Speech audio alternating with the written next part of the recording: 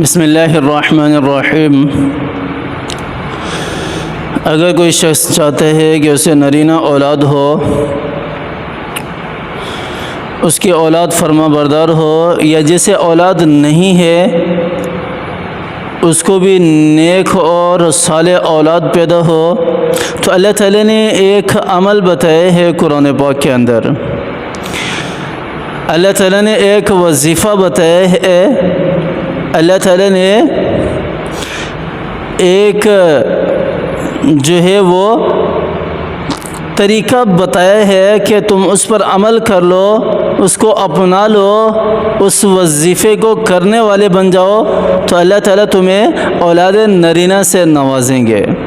نرینہ اولاد کہتے ہیں ایسی اولاد جو فرما بردار ہو، جو فرما بردار ہو، نافرمان نہ ہو، والدین کی خدمت گزار ہو، والدین کی بات کو ماننے والی ہو، والدین کے سامنے سر کو جھکانے والی ہو، والدین کے سامنے سر خم تسلیم کرنے والی ہو، ایسی اولاد کو نرینہ اولاد کہتے ہیں۔ صرف یہی نہیں کہ بچپن میں ہی ایسی ہو، بلکہ نرینہ اولاد وہ کہلاتی ہے کہ جو بچپن سے لے کر آخر تک اپنے والدین کے ساتھ حسن سلوک کرنے والی ہو، اپنے والدین کے ساتھ جو ہے وہ بہترین رویہ رکھنے والی ہو، اپنے والدین کے ساتھ، اپنے سے بڑوں کے ساتھ اچھے طریقے سے پیش آنے والی ہو، ایسی اولاد کو اولاد نرینہ کہتے ہیں۔ جس کی اولاد ہے وہ اپنی اولاد کو نرینہ بنانا چاہتا ہے، نیک صالح بنانا چاہتا ہے، اللہ تعالیٰ نے اس کے لیے بھی عمل بتا دیا، اور جس کو اولاد نہیں ہو رہی وہ بھی یہ خواہش رکھتا ہے کہ اس کو بھی نرینہ اولاد، نیک اور صالح اولاد ہو، اور اولاد میں بھی بیٹا ہو، تو اس کے لیے بھی اللہ تعالیٰ نے یہی عمل بتایا ہے۔ کبھی موقع ملے تو قرآن کھول کر دیکھ لیا کرو، کبھی موقع ملے تو قرآن کھول کر دیکھ لیا کرو۔ میرے اللہ نے ہر چیز قرآن پاک کے اندر رکھی ہے۔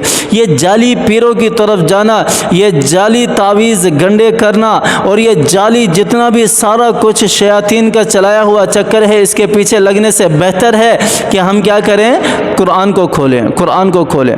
سورہ نوح کے اندر اللہ تعالیٰ نے ارشاد فرمایا ہے یہ عمل۔ سورہ نوح کے اندر ذرا سورہ نوح کو کھول کر دیکھ لینا، آیت نمبر 10 سے لے کر آیت نمبر 12 کے اندر اللہ تعالیٰ نے اس وظیفے کو، اس عمل کو بتایا ہے کہ اس کے کرنے والے کو اللہ تعالیٰ اولاد نرینہ بھی دیتے ہیں، اور نیک اور صالح اولاد سے بھی نوازتے ہیں، اور بیٹے کی نعمت بھی دیتے ہیں، اور اس کے ساتھ ساتھ اور بھی بہت سارے انعامات ہیں جو اللہ تعالیٰ اس وظیفے کو کرنے والا جو ہے اس کو عطا فرماتے ہیں۔ یہ کون سا عمل ہے، کون سا وظیفہ ہے؟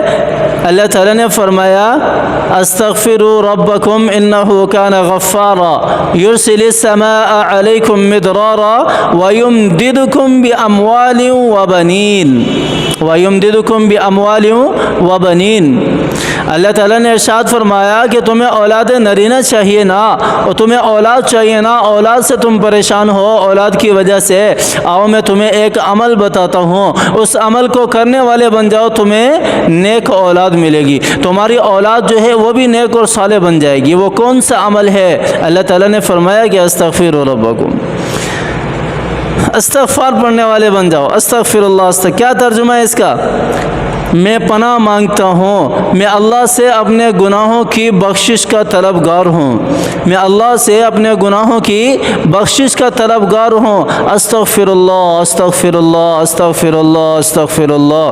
اٹھتے بیٹھتے، چلتے پھرتے، کھاتے پیتے، کام کرتے، مزدوری کرتے، دفتر میں بیٹھے ہیں وہاں پر استغفر اللہ، استغفر اللہ، استغفر اللہ ربی من کل ذنب واتوب الیہ۔ کیا جاتا ہے میرا اس کے پڑھنے سے؟ کیا جاتا ہے؟ اور صرف یہ ایک انعام اللہ تعالیٰ نے ان آیات کے اندر ارشاد نہیں فرمایا کہ تمہاری اولادوں کو نیک اور صالح بنا دوں گا، تمہیں نرینہ اولاد سے نواز دوں گا۔ اس کے علاوہ بھی بہت سارے اللہ تعالیٰ نے اس صورت کے اندر، ان آیات کے اندر انعامات کا ذکر کیا ہے۔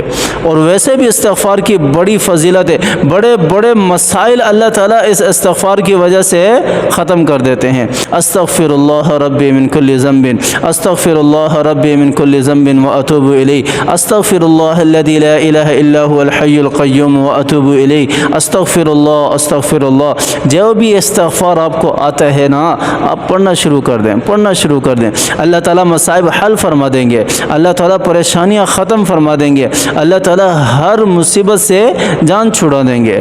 اللہ تعالیٰ مجھے بھی یہ عمل کرنے کی، یہ وظیفہ کرنے کی توفیق عطا فرمائے، اور الحمدللہ کرتا ہوں اللہ تعالیٰ اس پر ثابت قدم رہنے کی توفیق عطا فرمائے۔